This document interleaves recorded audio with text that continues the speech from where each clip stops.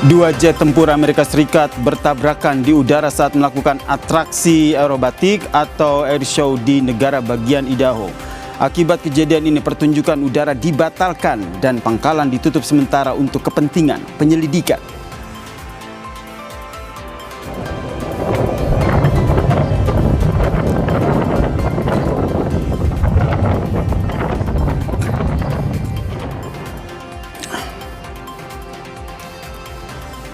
Wakil Gubernur Sumatera Barat Vasco Rusemi terlibat tabrakan saat pulang dari Solo Selatan ke Padang. Mobil yang ia tumpangi rusak parah usai tabrakan dengan truk.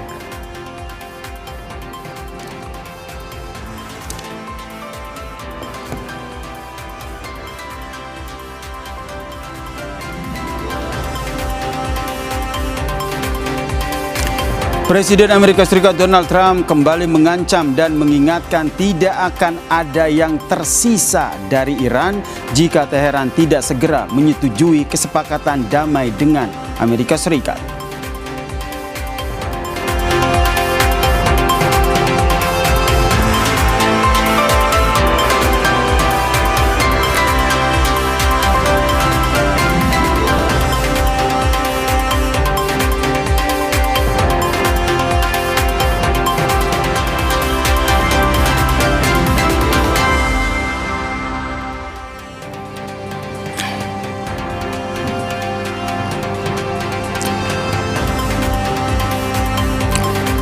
Halo, apa kabar saudara? Selamat datang di program Berita Kompas Petang. Saya Sini Permadi. Dan saya Yasir Neneama di Kompas TV Independen Terpercaya. Kita jelang berita pertama di Kompas Petang saudara terkait dengan Satreskrim Polres Temanggung, Jawa Tengah yang menangkap pelaku pembunuhan terhadap istrinya sendiri. Pelaku ditangkap saat sedang bersembunyi di sebuah gudang.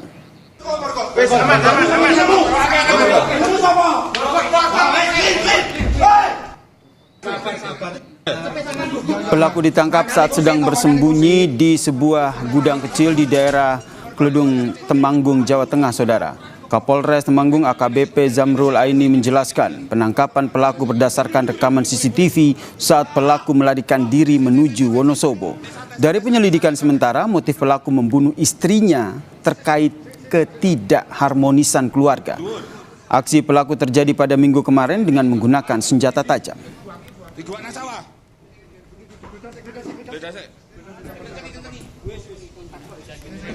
Pin motor juga pegawai pin motor. Kunci motor. Alhamdulillah.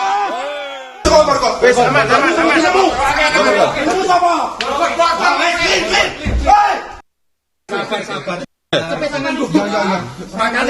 Makane kursi.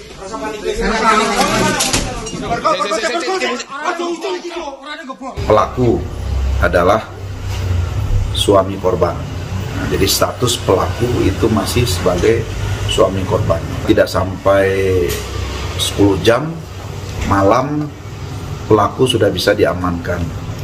Hendak melarikan diri ke arah Wonosobo. Saudara, Wakil Gubernur Sumatera Barat Vasco Rusemi mengalami kecelakaan saat dalam perjalanan dari Kabupaten Solo Selatan menuju Kota Padang. Video kecelakaan dibagikan akun resmi @vasco_rusemi. Wagub Sumbar menjelaskan jika kecelakaan terjadi saat ia dan rombongan dalam perjalanan pulang dari Kabupaten Solo Selatan menuju Padang. Polisi menyebut kecelakaan terjadi pada Minggu dini hari. Namun pihak Wakil Gubernur Sumbar belum melaporkan kejadian ini. Diduga kecelakaan terjadi saat mobil yang ditumpangi Wakil Gubernur Sumbar melaju lurus saat berada di tikungan.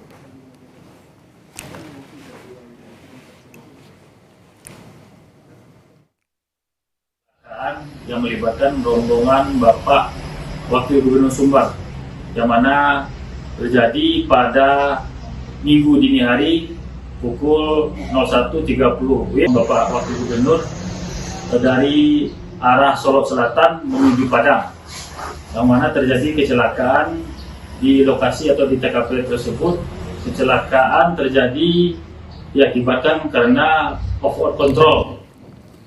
Sorotan selanjutnya, saudara, aksi begal berhasil digagalkan 2 orang remaja yang menjadi korban perampasan motor. Peristiwa terjadi saat korban sedang berhenti di sebuah warung di Jakarta Pusat.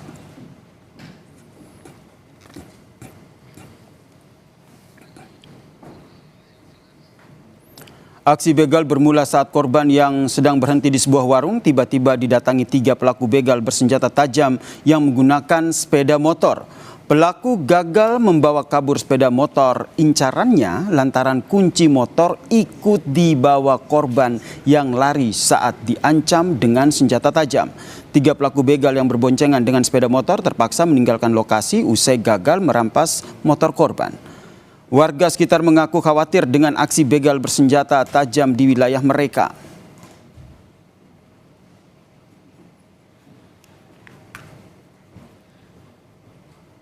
Baru-baru ini saya dengar nih, kalau di underpass bawah mungkin agak cerita mas sering dengar. Yang di bawah ini, Ya, underpass bawah. Ya. Jalan apa sih namanya? Jalan Angkasa. Gimana? Kita sebagai orang awam ya harus saja juga, mau sendirian soalnya.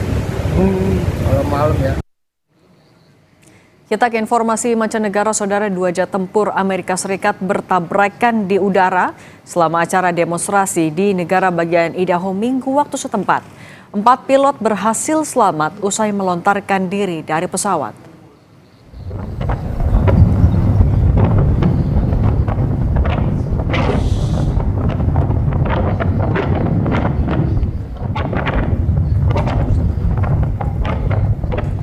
Insiden itu terjadi selama pertunjukan udara Gunfighter Skies di Pangkalan Angkatan Udara Mountain Home.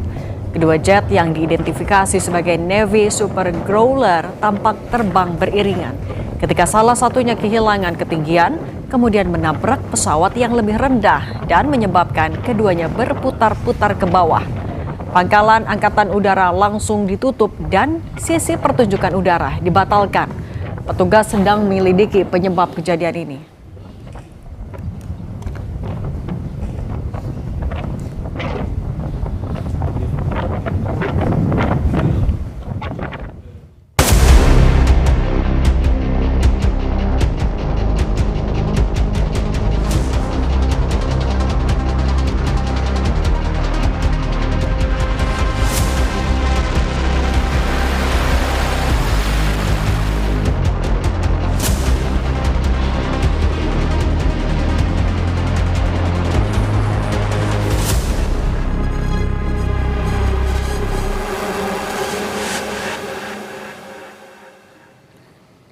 Saudara, asap mengepul di wilayah Nabateh saat tentara Israel melanjutkan operasi militer melawan Hizbullah di Lebanon Selatan. Militer Israel terus membombardir daerah-daerah yang dituding sebagai markas Hizbullah. Israel mengumumkan telah menyerang sekitar 100 target Hizbullah di berbagai daerah di Lebanon Selatan. Sedikitnya, saudara, 7 orang tewas dan beberapa lainnya luka-luka akibat tembakan artileri dan juga serangan udara Israel di Lebanon Selatan pada hari Sabtu lalu.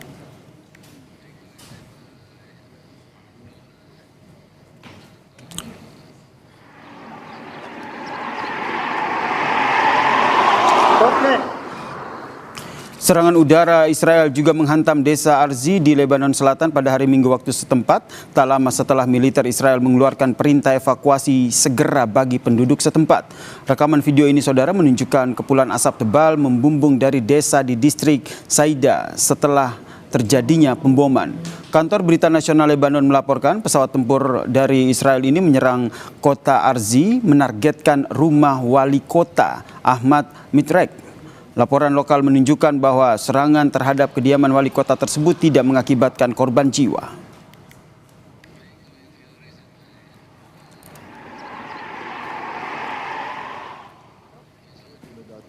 Perdana Menteri Israel Benyamin Netanyahu menegaskan Israel siap menghadapi segala kemungkinan terkait dengan perang dengan Iran. Pernyataan tersebut disampaikan Benyamin Netanyahu usai melakukan pembicaraan melalui telepon dengan Presiden Amerika Serikat Donald Trump. Dalam pembicaraan tersebut, Netanyahu dan Trump membahas kondisi regional dan juga kunjungan Trump ke Tiongkok. Juru bicara Perdana Menteri Israel menyatakan bahwa Trump dan juga Netanyahu juga membahas kelanjutan aksi bersama melawan Iran. מאוד נאמנה למקור, והאווירה היא נותנת הרבה השראה. בראשית דבריי היום אני רוצה לשלוח תנחומים למשפחתו של סרן מעוז ישראל ריקנטי, זיכרונו לברכה. מעוז עזב את הכל, עזב גם את ארוסתו. Usai melakukan pertemuan dengan Presiden Xi Jinping, Trump kembali mengeluarkan ancaman serangan ke Iran. Salah satunya ancaman peningkatan pemboman jika Iran menolak menyetujui dan mematuhi kesepakatan nuklir. Yang terbaru, Trump kembali ancam tidak ada yang akan tersisa dari Iran jika Iran tidak bertindak cepat.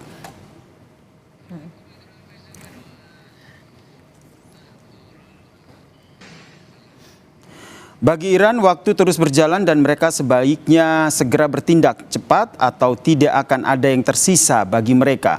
Waktu sangat penting, tulis Trump di akun Truth sosialnya pada Minggu waktu setempat.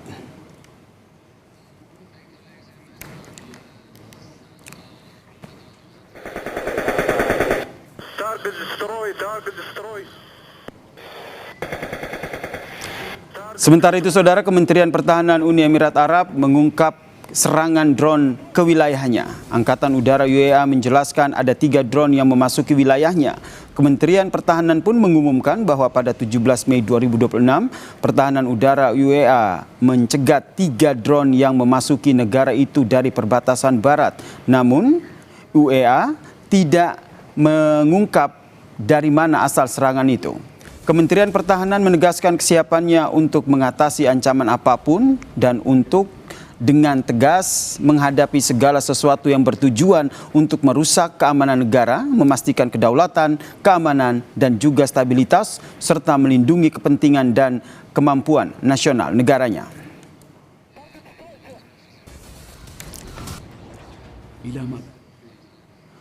Kementerian Pertahanan UEA merilis di media sosial X, Pertahanan Udara mencegat 3 drone yang memasuki dari perbatasan barat. 2 berhasil dicegat, sementara yang ketiga menghantam generator listrik di luar perimeter pembangkit listrik tenaga nuklir Barakah di wilayah Al-Dhafra. Kementerian Pertahanan menambahkan bahwa investigasi sedang dilakukan untuk menentukan sumber serangan dan detail lebih lanjut akan dirilis setelah investigasi selesai.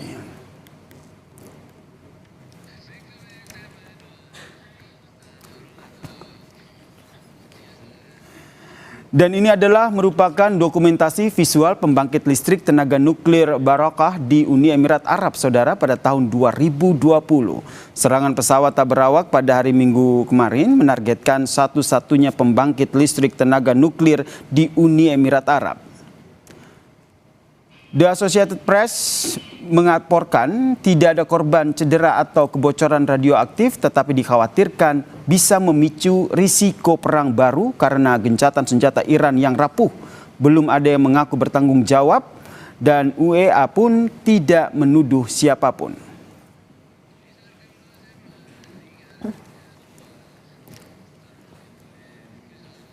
Kompas Petang masih akan kembali dengan informasi PDI Perjuangan nilai pernyataan Presiden Prabowo Subianto tentang orang desa tak menggunakan dolar tidak tepat. Tetap bersama kami.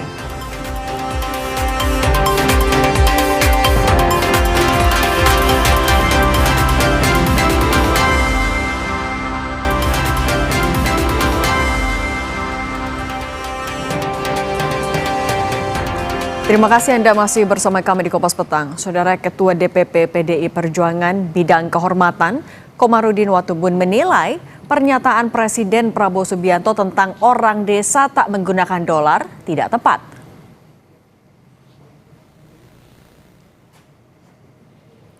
Menurut Komarudin, nilai tukar rupiah yang anjlok terhadap dolar Amerika Serikat sangat berdampak pada harga beli masyarakat yang bisa memengaruhi daya beli warga. Beberapa sektor yang terdampak akibat kenaikan harga dolar Amerika Serikat adalah harga BBM. Naiknya harga bahan bakar kendaraan akan memengaruhi kenaikan harga barang.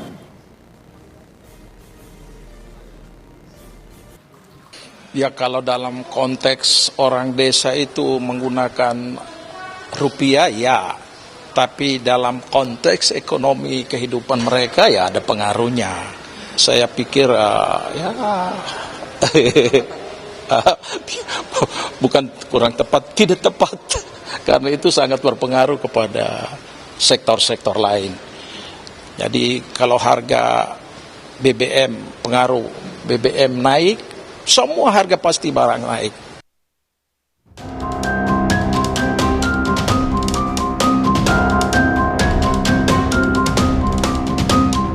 Menteri Keuangan Purbaya Yudi Sadewa optimistis kondisi ekonomi Indonesia bakal tumbuh kencang di tengah pelemahan nilai tukar rupiah yang menyentuh level 17.600 lebih hari ini.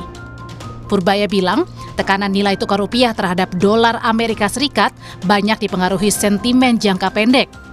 Ia pun menolak anggapan yang menyamakan situasi Indonesia sekarang dengan krisis moneter tahun 1998 dan meminta warga jangan khawatir.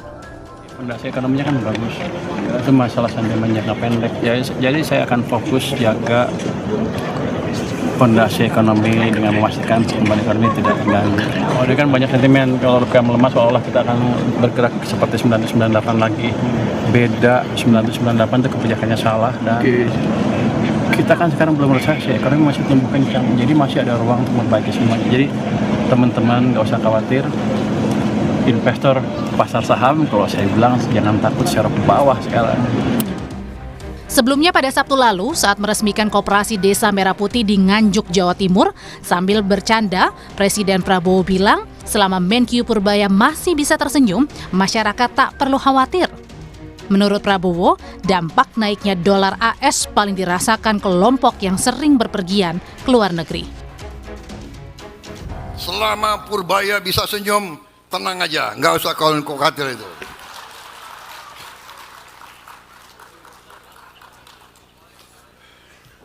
Mau dolar berapa ribu, kan kalian di desa-desa nggak pakai dolar. Yang pusing yang itu, yang suka keluar negeri. Ayo, siapa ini?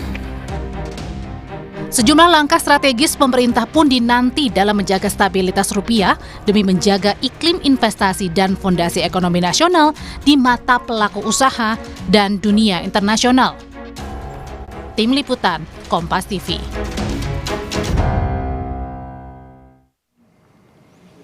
Meski rakyat tidak menggunakan mata uang dolar Amerika Serikat untuk bertransaksi sehari-hari, namun apakah pelemahan nilai tukar rupiah yang kini tembus di level 17.600 lebih tidak berdampak bagi perekonomian masyarakat Indonesia?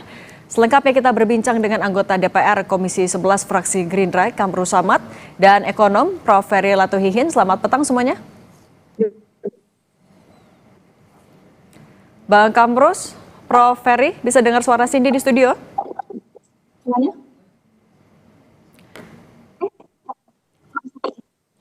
Kita sapa lagi. Sudah bergabung bersama kami ada anggota DPR Komisi 11 Fraksi Gerindra, Kamrus Samad, dan ekonom Ferry Latuhihin. Prof. Ferry, Bang Kamrus, bisa dengar suara Cindy di studio? Kami coba perbaiki lagi komunikasi bersama dua narasumber kami. Oke, Bang Kamrus bisa dengar suara Cindy?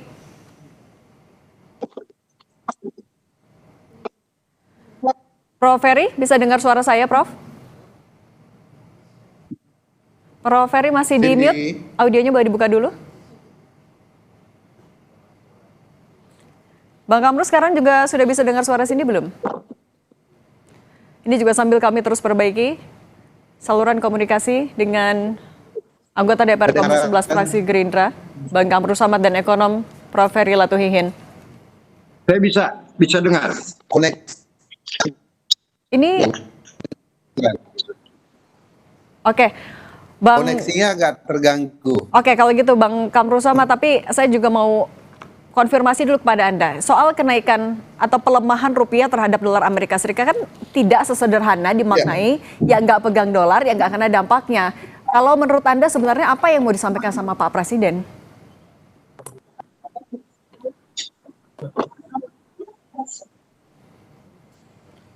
Mbak, jadi memang dalam pidato itu, bukan beliau itu tentu memilih.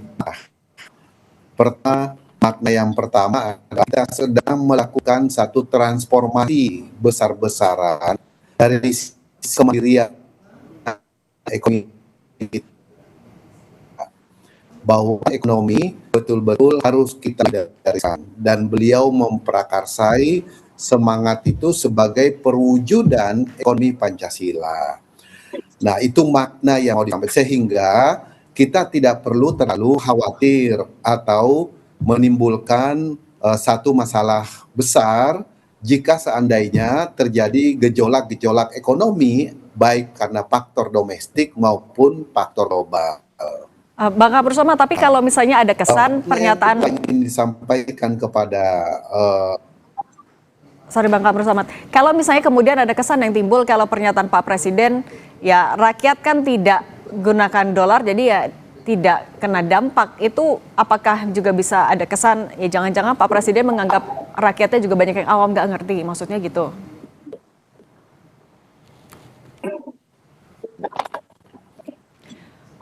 Oke, jadi Bang Kamru Samad, sorry, kita perbaiki dulu. Dolar. Kita perbaiki dulu saluran komunikasinya, Bang Kamru Samad. Jadi saya koreksi, bukan dampak. Iya.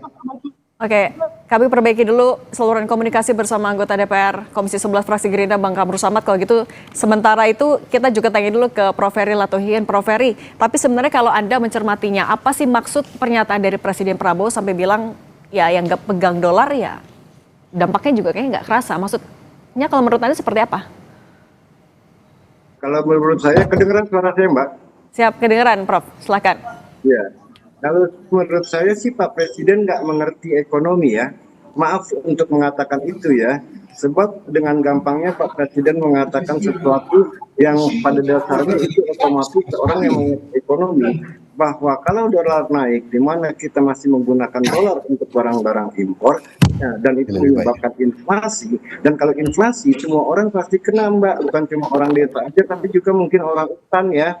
Jadi itu ini saya. Jadi mungkin Pak Presiden tidak punya maksud apa-apa ya, tapi karena beliau tidak paham bagaimana ekonomi bekerja, sehingga keluar begitu aja pernyataan beliau gitu loh. Enggak ada maksud jelek gitu loh. Cuman maksudnya bukan maksud jelek ya, enggak ada maksud jelek, tapi karena beliau tidak paham ekonomi, maka keluar begitu aja gitu loh ya.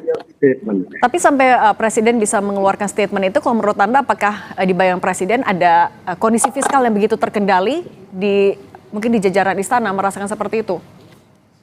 Nggak ada relasinya dengan kondisi fiskal, itu cuma karena beliau tidak paham bagaimana ekonomi bekerja. Contohnya pada waktu indeks harga saham gabungan dulu tahun lalu jatuh ya, kan beliau bilang orang desa juga nggak main saham. Padahal kan maksudnya indeks jatuh itu yaitu investor kabur dari Indonesia gitu loh. Yang mana kalau investor kabur dari Indonesia ya otomatis nanti dolarnya juga kena. Tapi karena beliau tidak paham maka asal meluncur aja. Memang benar sih nggak ada orang desa yang punya saham, yang megang saham ya, bahkan makan aja sulit gitu kan. Bagaimana mau beli saham gitu loh. Jadi di sini pure karena Pak Presiden tidak paham. Bukan ada maksud-maksud yang buruk.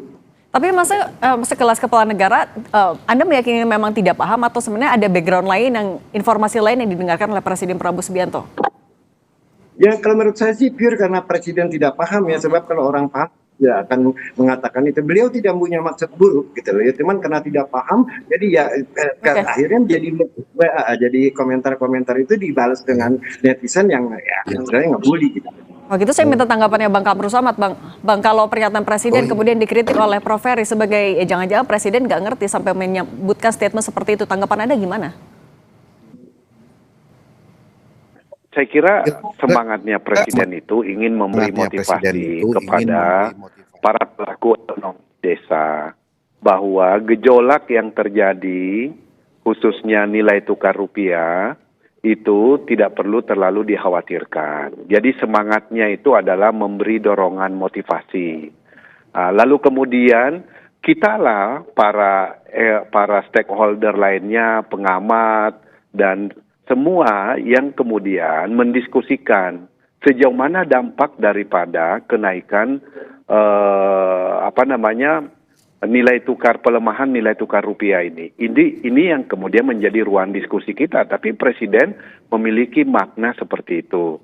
Yang berikutnya yang harus kita cermati juga adalah kesungguhan Presiden untuk membangun ekonomi yang berbasis di desa dengan cara mendorong supaya implementasi pasal 33 di dalam Undang-Undang Dasar betul-betul bisa dimulai, bukan direncanakan, dimulai melalui pengaktifan koperasi Desa Merah Putih dan program lainnya.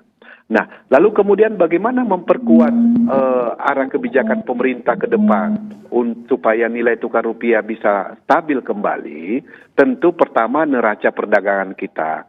Dalam jangka menengah dan jangka panjang, saya kira pemerintah sudah memiliki satu polisi kebijakan, yaitu PP nomor 8 tentang DHE, devisa hasil ekspor, di mana akan berlaku tanggal 1 Juni di 2026. PP nomor 8 2025 akan due date-nya 1 Juni. Jadi untuk jangka menengahnya, jangka panjang, kita lihat nanti implementasi efektifnya. Jadi dari situ ada beberapa aturan turunan yang menurut kita cukup positif untuk pendaulatan ekonomi kita ke depan. Oke, Bang Kamrus, tapi kalau menurut Anda itu memang hanya sekedar motivasi atau itu adalah upaya menenangkan juga gejolak yang ada? Ya memang tugas kita lah untuk memberi penjelasan, diskursus lanjutan tentang berbagai hal. Karena memang ini kan transformasi besar-besaran yang dilakukan Presiden di dalam kebijakan ekonomi nasional. Kenapa? Karena beliau sungguh-sungguh ingin mewujudkan ekonomi Pancasila yang berdasarkan konstitusi Undang-Undang Dasar. Dengan mewujudkan pasal yang saya sebut, kemudian perwujudan pasal 27 ayat 2 bahwa tiap warga negara berhak atas penghidupan yang layak dan pekerjaan yang layak untuk kemanusiaan. Jadi navigasi arah kebijakan ekonomi ini yang berubah secara total. Makanya mungkin perlu banyak penjelasan dari pemerintah karena lembaga-lembaga pemeringkat global barangkali belum melihat secara detail tentang perubahan navigasi kebijakan ekonomi nasional kita ini. Begitu. Kalau Prof. Ferry dari tadi senyum-senyum, tandanya sepakat atau ada tanggapan lain? Ya, saya nggak ngerti apa yang diomongin sama Bapak di sebelah sana ya. Apa yang... Saya nggak ngerti apa urusannya dengan PP sana, PP sini, dan atas pernyataan Pak Presiden bahwa dolar tidak mempengaruhi orang desa gitu loh ya. Itu kan poinnya. Ya kan, saya nggak tahu apa ada urusannya dengan PP PP ini, PP itu gitu kan. Itu sama sekali buat saya nggak nyambung. Pertanyaan kan simpel. Ini Pak Presiden punya maksud apa dengan pernyataannya bahwa dolar tidak mempengaruhi orang desa? Saya bilang Pak Presiden tidak punya maksud apa-apa. Cuma karena beliau tidak paham ekonomi, maka keluar begitu saja statementnya. Itu aja. Gimana, Bang Kamrus gimana? Jadi bagaimana Anda bisa menjelaskan? Saya kira yang disampaikan pengamat kita ini terlalu simpel caranya mengambil kesimpulan. Tapi berarti ya maksud Anda Pak Presiden pasti ngerti. Itu soal DHE itu sumber daya alam, sawit, kebun sawit, pertambangan itu ada di desa-desa, Mbak. Itu yang kemudian ya hasil ekspornya mereka nanti mereka 1 tahun dana itu harus masuk di Bank Nasional. Sehingga likuiditas kita, devisa kita akan jauh lebih baik ke depannya. Itu berlaku 1 Juni di 2026. Itu hubungannya berkaitan dengan itu.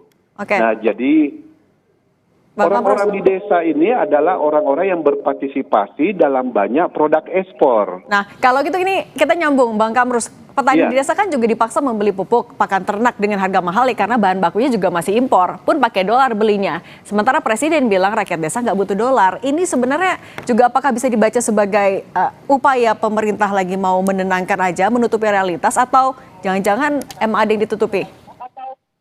Karena itu ada kebijakan fiskal untuk mensubsidi pupuk. Subsidinya ada 2, Mbak. Subsidi dari sektor produksi dan subsidi dari segi distribusi transportasi pupuk itu. Iya, jadi itu ada alokasi 30 triliun lebih di setiap tahun APBN kita untuk tahun ini untuk subsidi hal tersebut, Mbak. Jadi stabilitas harga pupuk akan tetap terjaga. Walaupun kos produksi pasti akan naik karena misalnya harga impor amoniak atau bahan baku komponen lainnya akan mengalami kenaikan. Berarti berdampak kenaikan dolar. Berarti tetap butuh juga dong dolar dan ada dampaknya untuk orang desa.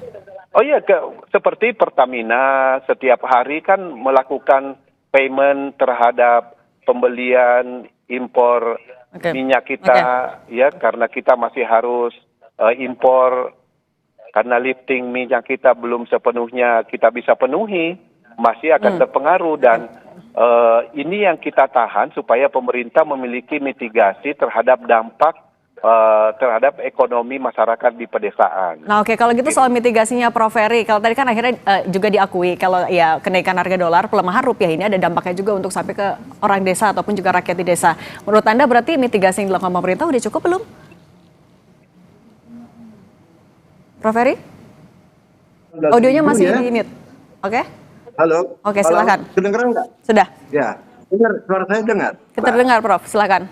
Iya. Ya, apa urusannya dengan mitigasi dalam hal ini? Kita lihat setiap hari dolar terus menguat dan ini hari udah sampai 17.700 kok. Itu mitigasi itu untuk long term dan belum tentu bekerja. Ya, sekarang yang dihadapi market adalah ekspektasi terhadap ekonomi kita memburuk atau membaik, kan itu. Ya, tidak bisa fundamental ekonomi itu dilepaskan dari currency. Kalau Anda mau tanya fundamental kita baik atau tidak, lihat currency-nya satu. Yang kedua, lihat indeks sahamnya. Ya, naik apa turun. Tadi indeks saham tuh jebol loh, ya, hampir 5% loh tadi siang saya lihat ya. Lagi ngomong mitigasi apa? Dan mitigasi yang mau dilakukan oleh Purbaya adalah dengan menjual yang namanya bond, yang namanya katanya ada bond funds, stability funds kalau nggak salah ya. Mana it doesn't work. Buktinya toh pasar nggak ngeladenin dan tetap bayang dolar.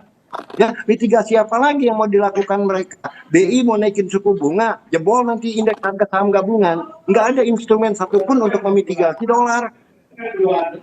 Berarti Prof, kalau menurut Anda sebenarnya sedang dilakukan pemerintah sedang menyembunyikan realitasnya atau jangan-jangan buta kenyataan? Ya, mereka mungkin tahu bahwa fundamental kita real, tapi kan yang namanya pemerintah selalu ngomong cantik, nggak mungkin dia bilang diri gue jelek, kan begitu. Ya kan ya, saya yakin kayak Periwarjio, Purbaya juga mungkin paham dan yang lain-lain juga paham. Tapi kan nggak mungkin mereka mengekspos dirinya gagal. Kan nggak mungkin. Berarti ya, tapi kan market kan tidak bodoh. Mereka buang saham, mereka sekarang beli dolar. Itu buktinya bahwa ekspektasi ke depan ekonomi kita tidak baik-baik saja seperti yang dikatakan oleh Purbaya. Ini untuk sementara katanya tekanan ini. Dari kemarin dibilang sementara. Jadi kapan habisnya sementara ini? Kan terus-terusan orang beli dolar. Berarti Prof. Ferry bisa dibilang sebenarnya pernyataannya kemarin dalam tanda kutip pembodohan publik nggak? Enggak. Saya nggak anggap itu pembodohan publik, cuman karena Pak Presiden tidak paham, jadi asal meliput saja. Presiden tidak punya maksud buruk. Oke, kalau begitu anggota DPR Komisi 11 Fraksi Gerindra Bang Kamru Samad dan ekonom Prof. Ferry Latuhin, terima kasih sudah berbagi pandangan bersama kami di Kompas Petang. Sehat selalu semuanya. Kami masih akan kembali dengan informasi polisi tangkap pelaku penyekapan dan pemerkosaan terhadap mahasiswi di Makassar, Sulawesi Selatan. Pelaku ditangkap saat turun dari kapal di Pelabuhan Tanjung Perak, Surabaya, Jawa Timur.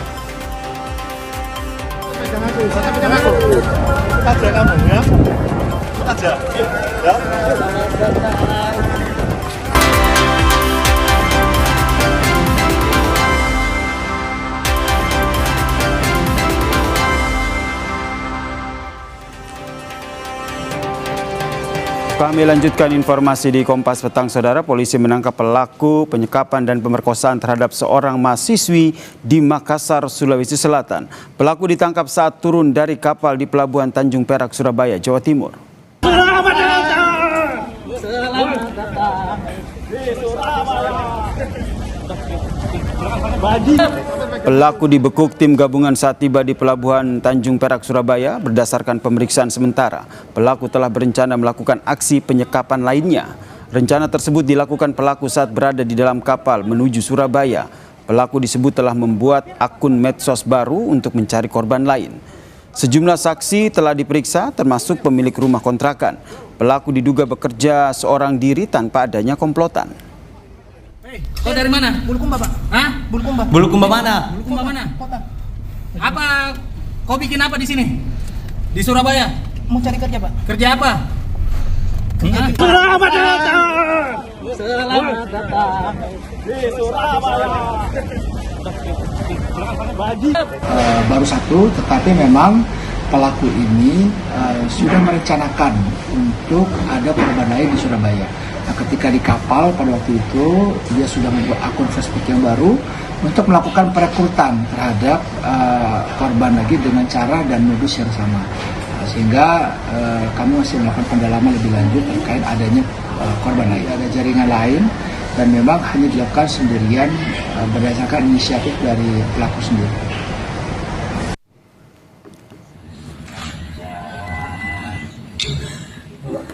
Sebelumnya, saudara, seorang mahasiswi di Makassar disekap usai tertipu lamaran pekerjaan menjadi pengasuh di Kecamatan Tamalate, Kota Makassar. Selain disekap, mahasiswi tersebut juga diperkosa oleh pelaku. Penyekapan terjadi selama 3 hari di rumah kontrakan yang disewa oleh pelaku. Korban disebut mengenal pelaku melalui akun media sosial saat hendak melamar pekerjaan yang ditawarkan pelaku lewat media sosial. Kasus ini terungkap saat pemilik rumah datang melakukan pengecekan pada 10 Mei lalu dan menemukan korban dalam rumah tersebut.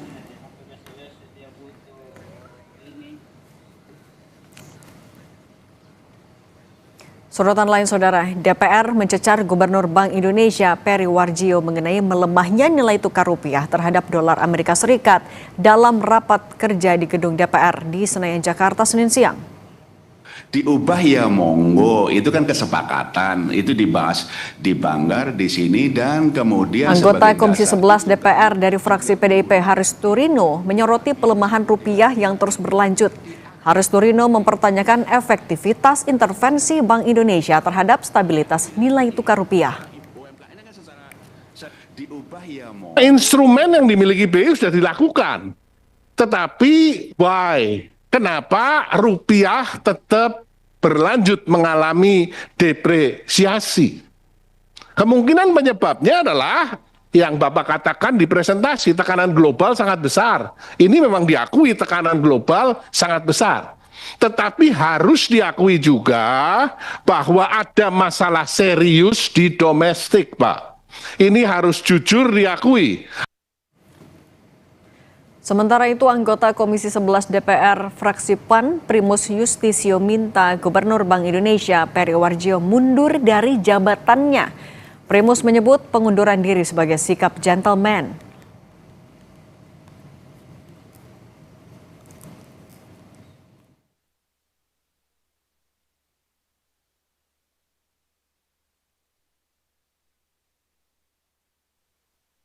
Hormati, kadang Pak,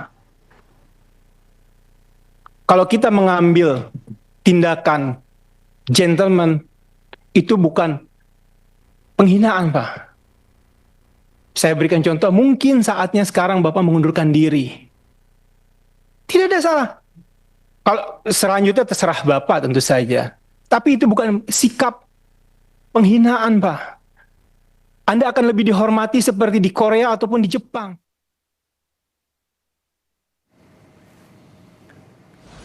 Menteri Keuangan Purbaya Yudi Sadewa meluruskan polemik pernyataan Presiden terkait warga desa yang tidak menggunakan dolar. Menkyu menilai pernyataan itu hanya untuk menenangkan rakyat. Purbaya juga menjelaskan secara teori ekonomi, dampak inflasi dari barang impor atau imported inflation masih diperdebatkan dan memiliki jeda waktu sehingga tidak langsung merugikan masyarakat di desa. Begini, itu kan bicara di pedesaan, itu konteksnya di situ untuk orang sana. Bukan berarti Pak Presiden nggak ngerti rupiah, dia kan jago, beneran. Jadi konteksnya seperti itu. Besok saya nih akan ada APBN kita, laporan APBN kita sampai April. Itu hasilnya bagus, pasti di luar perkiraan para pengamat itu. Jadi fondasi kita memang betul-betul bagus, jadi Anda nggak usah khawatir. Usai jeda di Kompas Petang, saudara, kami hadirkan informasi Presiden Amerika Serikat Donald Trump kembali mengancam dan mengingatkan tidak akan ada yang tersisa dari Iran jika Teheran tidak segera menyetujui kesepakatan damai dengan Amerika Serikat. Pembahasannya saudara, usai jeda kami kembali.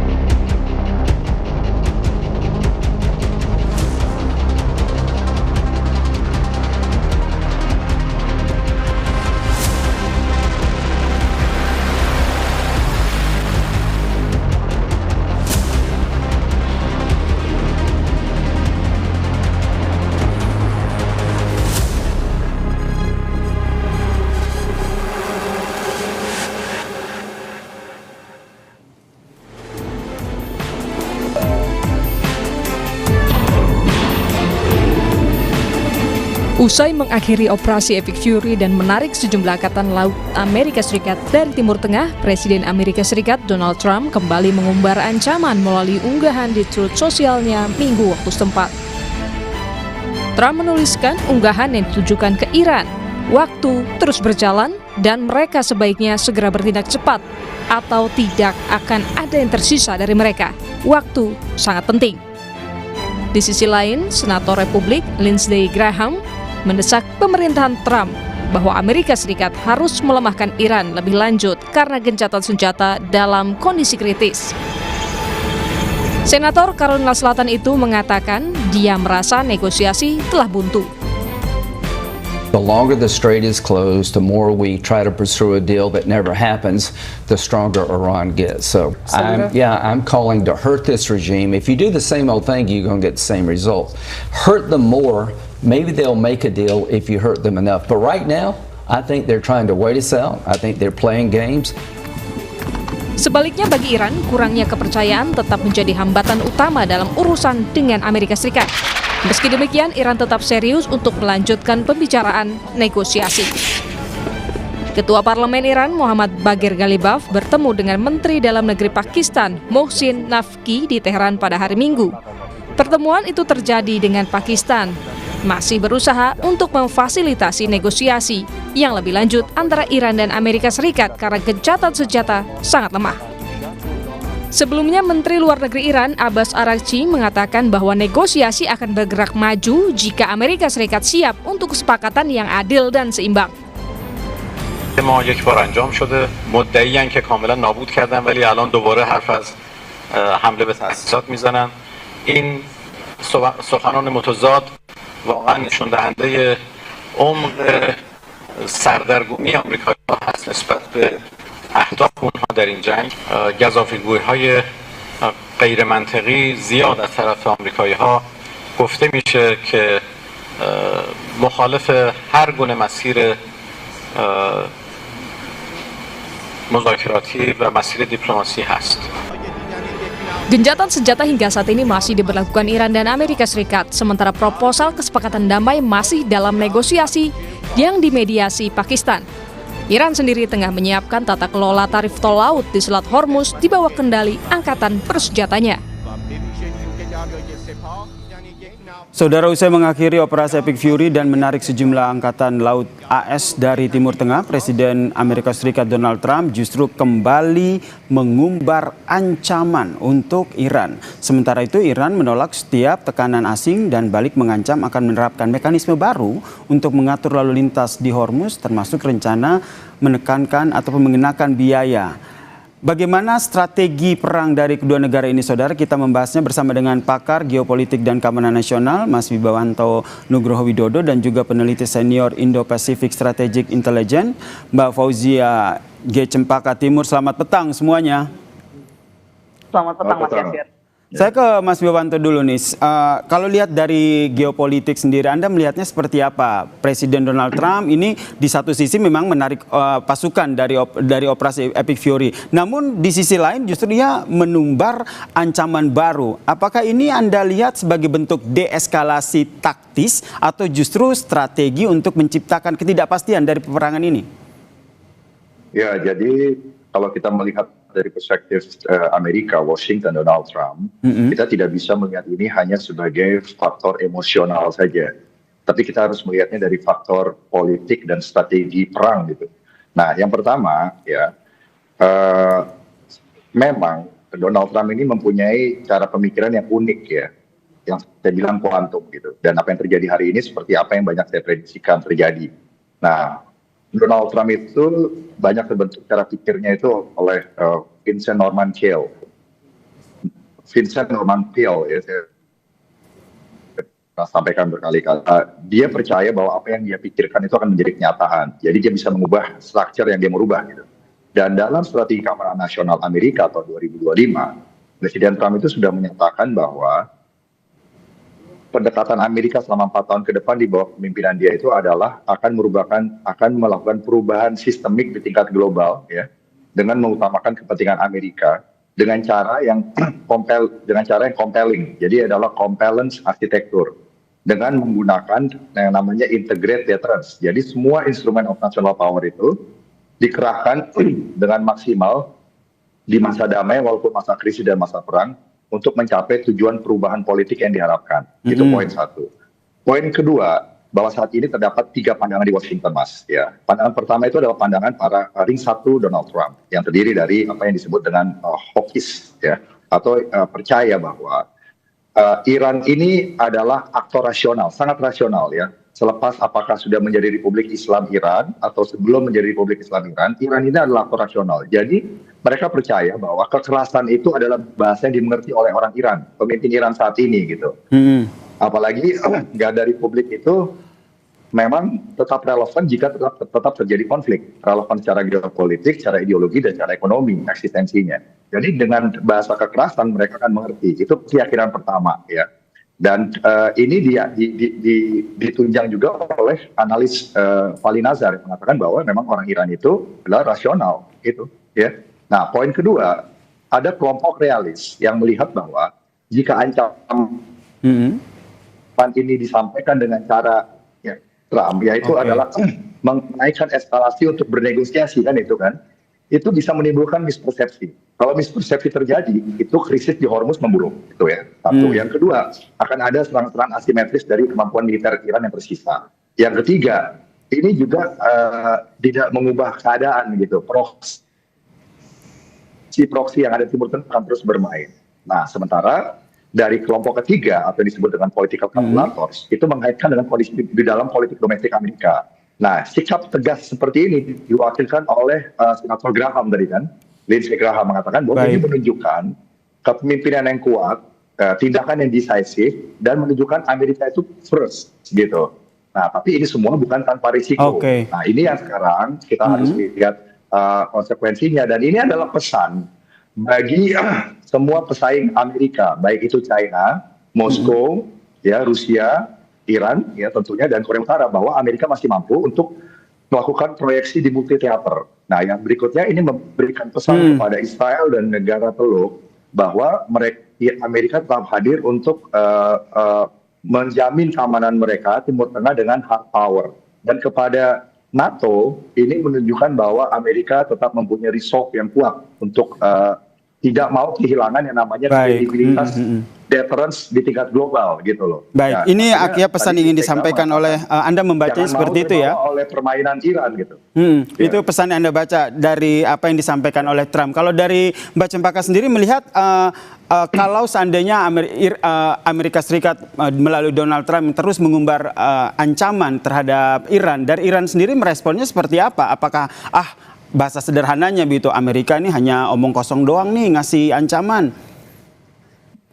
Tentu ancaman yang disampaikan oleh Amerika Serikat melalui Donald Trump ini ditanggapi dengan serius oleh IRGC, terlebih oleh Iran sendiri, karena memang ada beberapa indikator Mas Yasir yang bisa kita lihat. Yang pertama adalah mana persiapan yang dilakukan oleh IRGC sejak tanggal 13 Mei lalu hingga hari ini, itu mereka melakukan drill atau training besar-besaran yang melibatkan juga pihak sipil di sini begitu. Nah, ini dalam konteks ini ada beberapa pelatihan yang dilakukan oleh IRGC sendiri dari tanggal 13 hingga hari ini, Mas. Bahkan yang pertama adalah tadi terkait dengan training terhadap inisiatif masyarakat sipil, di mana mereka tahu bahwa dalam konteks mosaic defense, pertahanan Iran sangat bergantung dari rakyat sipilnya juga. Jadi tidak hanya terkait dengan angkatan bersenjatanya saja maupun IRGC dalam konteks ini.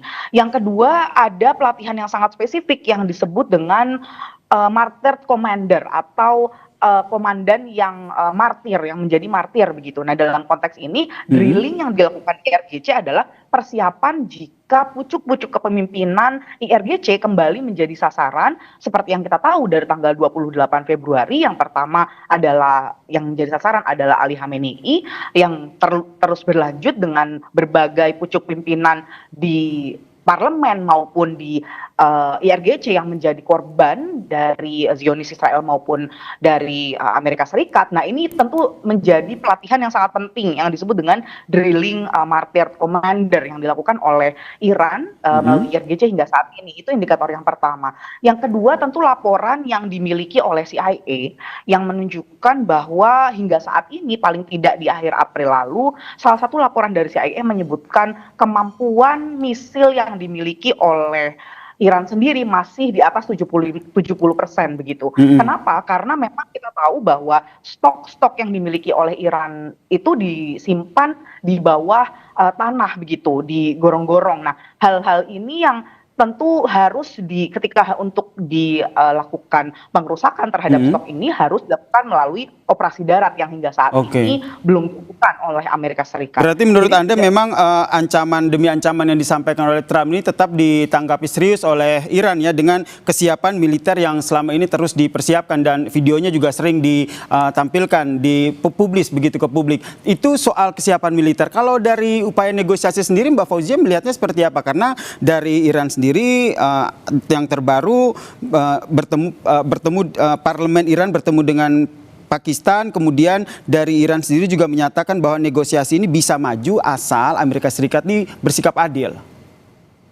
Betul, Mas. Jadi kita tahu bahwa Iran sendiri siap keduanya di atas meja, pilihan militer maupun pilihan negosiasi. Kita tahu bahwa sebelum Trump kemarin bertemu dengan Xi Jinping, Arakci sudah terlebih dahulu bertemu dengan China begitu. Nah, ini yang dihasilkan, salah satu keberhasilan Arakci adalah tidak disebutkannya Iran, konteks Iran dalam statement final yang diberikan oleh Xi Jinping pasca kembalinya Trump dari Tiongkok begitu.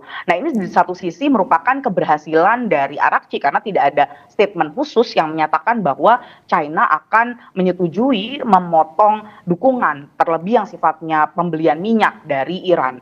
Nah, memang ada dari sisi negosiasi sendiri tentu kita dengar bahwa ada respon yang diberikan oleh Iran melalui Pakistan saat ini. Di antaranya misalnya menanggapi respon dari Amerika Serikat yang sebelumnya, yang diantaranya tidak ingin memberikan kompensasi untuk perang dan juga masih menginginkan untuk Iran melakukan pelucutan terhadap fasilitas nuklirnya.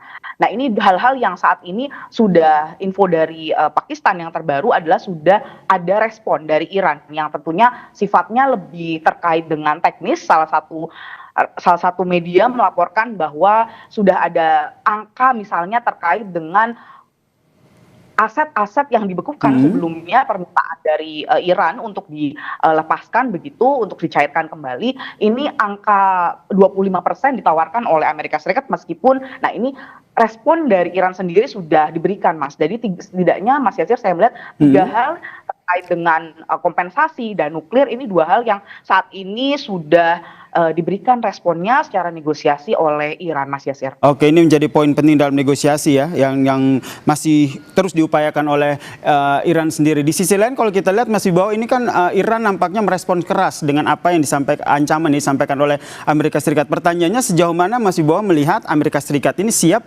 menghadapi perang di Timur Tengah jika ketegangan di Selat Hormuz ini benar-benar terjadi begitu. Tapi jangan dijawab dulu, kita lanjutkan perbincangan kita usai jeda. Tetaplah bersama kami di Kompas Petang.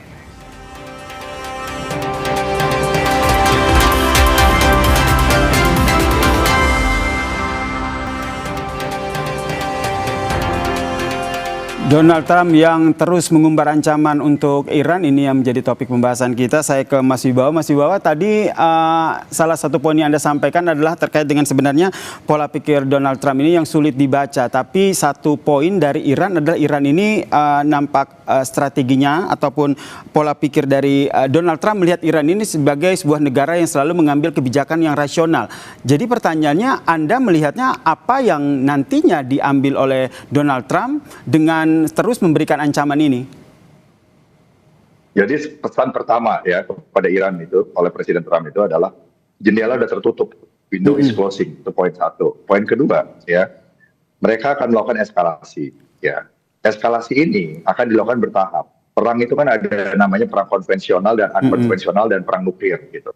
Nah, yang dilakukan itu sekarang adalah pendekatan perang unkonvensional, special operations ya, dan low intensity konflik yang akan dimainkan oleh Presiden Trump untuk mengubah keadaan.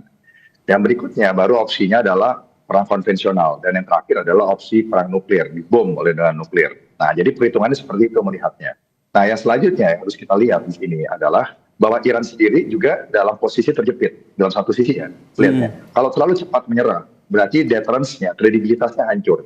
Tetapi kalau terlalu lama untuk bermain, bahasanya Lindsey Graham tadi yang dibaca ya, bermain gitu, itu nanti akan menghadapi serangan kinetik gitu. Nah, makanya waktu-waktu seminggu ke depan ini penting gitu, di mana Amerika pasti akan men-tailor, bahasanya itu adalah men-tailor deterrence-nya gitu, dengan berbagai macam cara, dengan baik itu perang konvensional, perang unkonvensional, pasukan khusus, perang cyber, ataupun juga semua instrumen of national power yang digunakan, baik militer, psikologi, informasi, ekonomi, politik, untuk menekan Iran sampai yang namanya total surrender apa?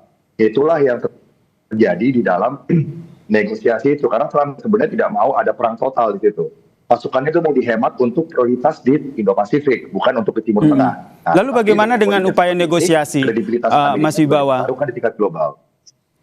Upaya negosiasi apakah ini masih menjadi salah satu strategi tersembunyi yang juga dilaksanakan ataupun dilakukan oleh Trump? Karena maunya Trump itu adalah poin-poin dari negosiasi itu diikuti semua. Satu. Yang kedua, cara negosiasinya juga harus ikut Trump. Artinya apa? Iran itu minta mundurnya satu-satu, reciprocal. Mundur satu langkah, satu langkah, satu langkah, satu langkah. Sementara Trump tidak. Trump maunya adalah Iran mundur satu langkah, baru kamu minta apa, saya kasih. Gitu. Nah, di situ perbedaannya sangat fundamental. Sementara itu sudah pernah dikritik oleh Farid Zakaria, harusnya dengan pendekatan off-ramp diplomasi, di mana tidak ada yang merasa malu satu sama lain. Tetapi ini belum diambil oleh Washington DC, khususnya ring satu Presiden Trump, ya, yang percaya juga secara profetik bahwa perang dengan Iran itu adalah sesuatu yang tidak bisa dihindari lagi gitu. Ya, itu bisa ditanya kepada Paula White dan juga penasihat-penasihat Donald Trump lainnya yang memang percaya bahwa ini sudah sesuatu yang destined, perang yang sudah ditakdirkan. Nah, itu kita harus analisa itu juga gitu loh. Baik. Nah, sementara ada bahwa kemungkinan kalau seandainya seperti yang tadi Mas Wibawa sampaikan bahwa kalau Teheran salah baca, Amerika salah baca. Kalau Amerika salah baca, respon Iran salah baca ancaman Amerika, ini yang gawat. Itu aja poinnya. Oke, kalau dari Mbak Fauzia sendiri melihatnya bagaimana ini? Tadi kata Mas Wibawa ini nampaknya perbedaan negosiasi ini fundamental begitu. Jadi pertanyaannya, apakah masih ada kepentingan dari kedua belah pihak yang sebenarnya bisa menyatukan untuk negosiasi atau memang benar-benar nggak ada?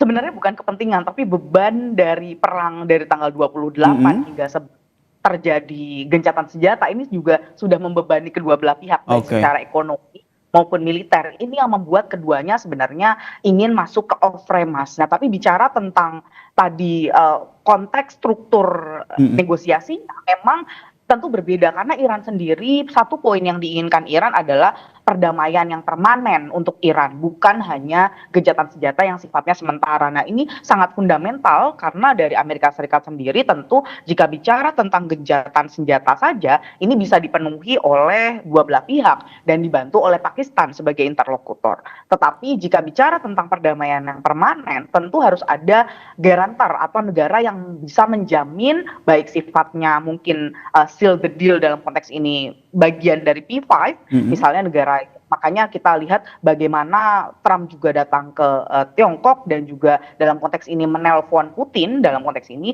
di sisi lain juga ada negara-negara P5 atau negara-negara anggota tetap Dewan Keamanan PBB yang seharusnya bisa dilibatkan jika memang ingin membentuk sebuah struktur yang permanen sifatnya perdamaiannya, tidak hanya untuk gencatan senjata saja, Mas Yasir. Nah, ini tentu juga dalam konteks ini di sisi lain Iran belum mengaktifasi secara penuh jika memang Amerika Serikat misalnya menyatakan kemarin siap dengan operasi baru, bukan Epic Fury tapi Sledgehammer Operation misalnya, yaitu operasi yang berbeda gitu tapi dalam konteks ini untuk Iran juga. Jadi memang ini hal-hal yang menurut saya cukup fundamental, berbeda tujuan negosiasi yang diinginkan oleh Iran dengan Amerika Serikat. Baik, terakhir saya ke Mas Wibowo. Jadi kalau melihat karakter pola pikir Donald Trump yang tidak bisa ditebak, itu berarti meskipun operasi Epic Fury ini sudah dicabut, masih ada kemungkinan Trump akan menyiapkan operasi baru untuk perang dengan Iran ini? Singkat saja. Ya, itu sudah saya prediksi sejak lama bahwa akan kembali melakukan special operation and low intensity conflicts atau perang dengan metode-metode yang berbeda, tetapi tujuannya sama. Bahwa orientasi geopolitik Iran harus dirubah total sebelum Presiden Trump selesai menjadi presiden tahun 2028. Itu poinnya. Jadi tidak akan berhenti sampai itu tercapai. Baik, terima kasih Mas Wibowo Nugroho Widodo, pakar geopolitik dan keamanan nasional, dan Mbak Fauzia Cempaka Timur. Terima kasih buat perspektifnya di Kompas Petang. Salam sehat semuanya. Dan saudara, usai jeda Kompas Petang masih akan kembali dengan sejumlah informasi penting dan menarik lainnya, diantaranya terkait dengan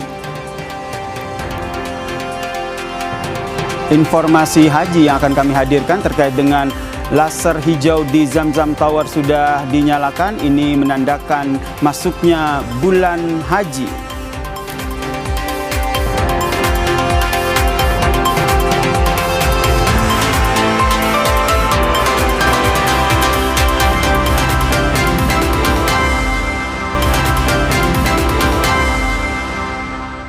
لبيك لا شريك لك لبيك إن الحمد والنعمة لك والملك لا شريك لك.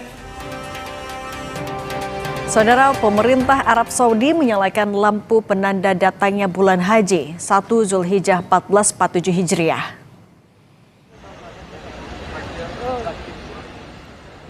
Sinar laser hijau di atas menara atau Zamzam Tower di kawasan Masjidil Haram Mekah sudah dinyalakan. Ini artinya Arab Saudi menyambut datangnya bulan haji Zulhijjah. Menyalanya laser hijau menjadi simbol dan penanda resmi bahwa puncak haji tinggal menghitung hari. Jemaah haji dari seluruh dunia bersiap untuk melakukan puncak ibadah haji di Arafah, Musdalifah, dan Mina.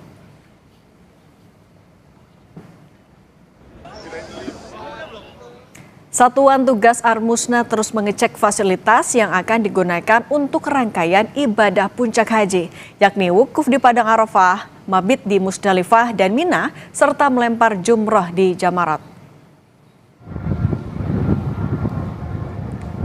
Salah satu yang dicek adalah lokasi melempar jumroh di Jamarat, jalur sepanjang 4 km dan melewati terowongan untuk menuju tempat melempar jumroh ini harus menjadi perhatian jemaah haji karena memerlukan persiapan fisik yang prima.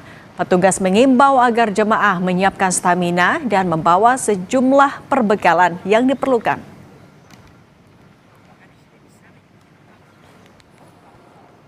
Petugas haji juga sudah mempersiapkan fasilitas tenda bagi jemaah haji untuk wukuf di Padang Arafah.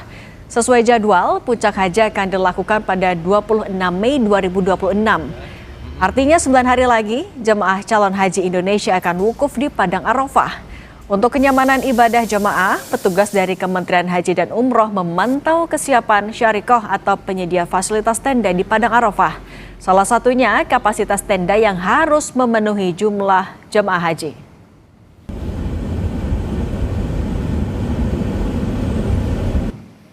Jelang puncak haji, kondisi kesehatan menjadi hal yang perlu dipersiapkan, tidak terkecuali oleh petugas haji yang melayani jemaah haji Indonesia.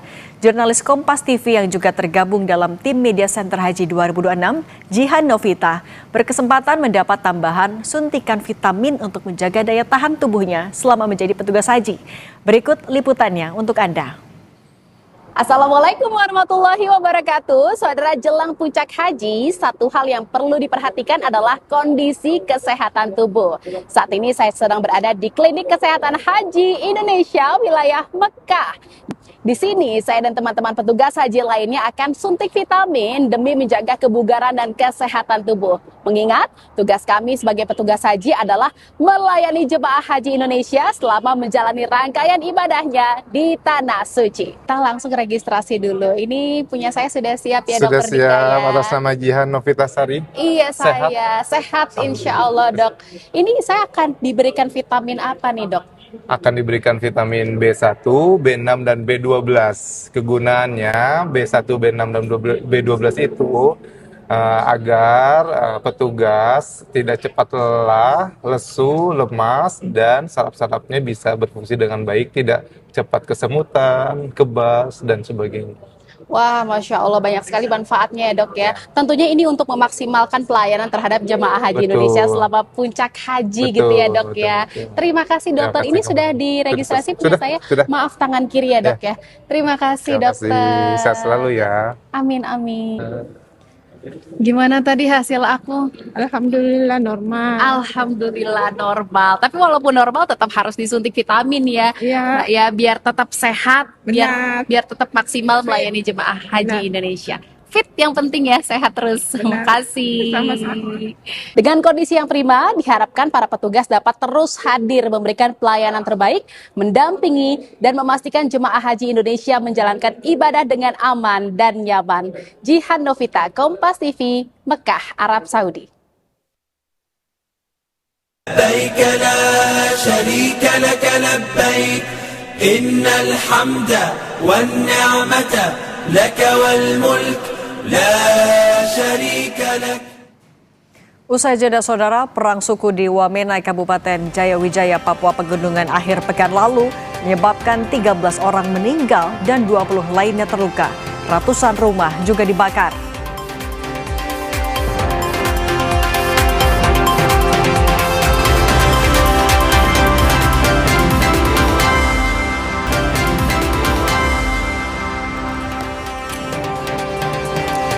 Gudang plastik di kawasan Kapuk Cengkareng, Jakarta Barat terbakar Senin siang. Besarnya api menghanguskan seisi gudang. Api dan asap tebal membumbung dari atap gudang plastik pembuatan alat rumah tangga. Banyaknya barang mudah terbakar membuat api merambat dengan cepat dan membakar habis isi gudang. Kebakaran memicu kepanikan karyawan dan berlarian ke tempat yang lebih aman. Besarnya api membuat petugas penanggulangan kebakaran dan penyelamatan butuh waktu lebih untuk memadamkan api. Sementara penyebab kebakaran masih diselidiki.